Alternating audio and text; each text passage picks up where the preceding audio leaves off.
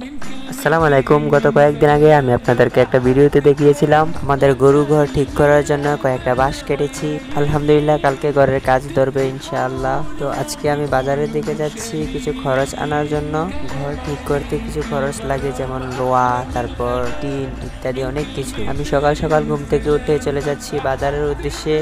কালকে রাত থেকে আজকে সকাল পর্যন্ত অনেক বৃষ্টি হয়েছে, এখন বৃষ্টি অনেক কম, পুরোপুরি বৃষ্টি থামে নাই, বৃষ্টির ছোট ছোট ফোঁটা পড়তেছে। কালকে রাতের বৃষ্টির কারণে আমাদের এখানে অনেক পানি হয়েছে। তো মূল কথায় চলে আসি, তো আমার অনেক দিনের স্বপ্ন ছিল আমি একটি গরু পালবো, তারপর আমার অনেকগুলো কোয়েল পাখি হবে। তো আলহামদুলিল্লাহ সবগুলো স্বপ্ন পূরণ হতে চলেছে, কিন্তু গরু আর কোয়েল পাখি এখনো কিনি নাই। কোয়েল পাখির জন্য যে খাঁচাটা বানাইবো, ওই খাঁচায় জালি আনতে আজকে বাজারে যাবো। আর আপনারা তো গত কিছুদিন আগে একটা ভিডিওতে দেখিয়েছিলাম আপনাদেরকে আমি মুরগি কিনে আনিছি। আমাদের কোনো ঘর নেই যে আমরা গরু আর মুরগি পালবো।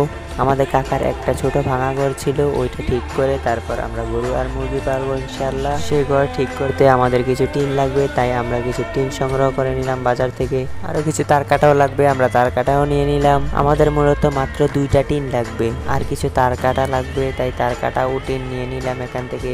মোট টাকা হয়েছে 2500 টাকা।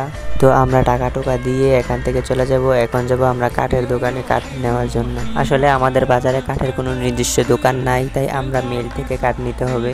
তাই সোজা চলে গেলাম মিলের দিকে। মিলে গিয়ে একটা কাঠের গুলি পছন্দ করলাম, তো এখান থেকে কাঠের ইয়েটা দেখিয়ে দিলাম। তারপর ওনারা মিশিং স্টার দিয়ে কাঠের গুলিটাকে চিরাইয়া দিল আমাদের কাছে।